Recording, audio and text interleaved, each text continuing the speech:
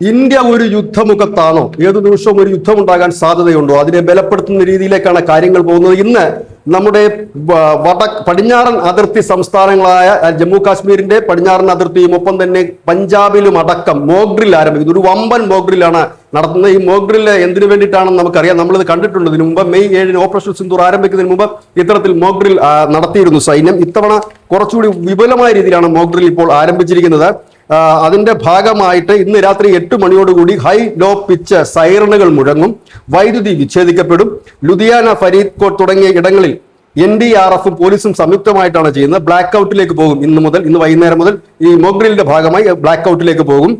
കിഷ്ത്വാറിൽ deputy കമ്മീഷണറുടെ നേതൃത്വത്തിൽ വ്യോമാക്രമണ പരിശീലനം, അതായത് വ്യോമാക്രമണം മറ്റുമൊക്കെ ഉണ്ടായിക്കഴിഞ്ഞാൽ എങ്ങനെയാണ് സിവിലിയന്മാർ അതിനുള്ള ഒരു പ്രതിരോധ നടപടികൾ, ഇല്ലെങ്കിൽ അതിൽ നിന്നൊക്കെ രക്ഷപ്പെടുന്നു, ഇല്ലെങ്കിൽ പരിക്ക് പറ്റിയവരെ എത്തിക്കുന്നു, അങ്ങനെയൊക്കെ ഉള്ള ഒരു ഡ്രില്ലുണ്ടാകും.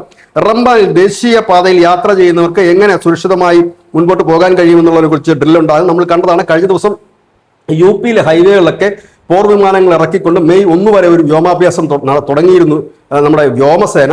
ഇപ്പോൾ സൈന്യം ഒരു വലിയ മോക്ക് ഡ്രിൽ നടത്തുന്നു. ഇന്നലെയൊക്കെ രാജ്നാഥ് സിംഗ് പറഞ്ഞത് ഓപ്പറേഷൻ സിന്ദൂർ ഞങ്ങൾ തുടരുകയാണ് എന്നാണ് പറഞ്ഞത്. ഇനി എന്തെങ്കിലും അതിക്രമത്തിന് മുതിർന്നാൽ പിന്നീട് ഞാൻ പറയുന്നില്ല ഡോട്ട് എന്നാണ് അദ്ദേഹം ഉദ്ദേശിച്ചത്. അതായത് ഡോട്ട് നിങ്ങൾ തന്നെ പൂരിപ്പിച്ചോളൂ എന്നാണ് അദ്ദേഹം പറഞ്ഞത്. ഇതിനു മുമ്പും ആ സെയിം പ്രസ്താവന അദ്ദേഹം നടത്തിയിട്ടുണ്ട്. ഏതായാലും ഒരു യുദ്ധം ഇന്ത്യ മുൻകൂട്ടി കാണുന്നു, അല്ലെങ്കിൽ ഒരു വലിയ ആക്രമണം ഇന്ത്യ മുൻകൂട്ടി കാണുന്നു എന്ന് തന്നെയാണ് ഇതിൽ നിന്ന് മനസ്സിലാക്കുന്നത്. ഇല്ലെങ്കിൽ ഇത്തരത്തിലൊരു മോക്ക് ഡ്രിൽ വിപുലമായ രീതിയിൽ നടത്തേണ്ട ഒരു സാഹചര്യവും നിലവിൽ ഇല്ല എന്ന് നമ്മൾ മനസ്സിലാക്കുമ്പോൾ അതിനപ്പുറത്തേക്ക് കാര്യങ്ങൾ ഉണ്ട് എന്ന് തന്നെയാണ് വരുന്നത്. ഇതിനു മുൻപ് കുറച്ച് ദിവസം മുമ്പ് വന്നൊരു പ്രധാനപ്പെട്ട വാർത്ത, 800ഓളം ഭീകരർ ഇന്ത്യയിലേക്ക് നുഴഞ്ഞു കയറാനായി 70ഓളം ഡോൾച്ചുപാടുകൾ അന്താരാഷ്ട്ര അതിർത്തിക്ക് സമീപം നിലയുറപ്പിച്ചിരിക്കുന്നു എന്നൊരു വാർത്ത കാണുന്നു. അങ്ങനെ ആകെ കലുഷിതമായ അന്തരീക്ഷത്തിൽ ഇപ്പോഴത്തെ മോക്ക് ഡ്രിൽ ആരംഭിച്ചിരിക്കുന്നു. News desk, news India.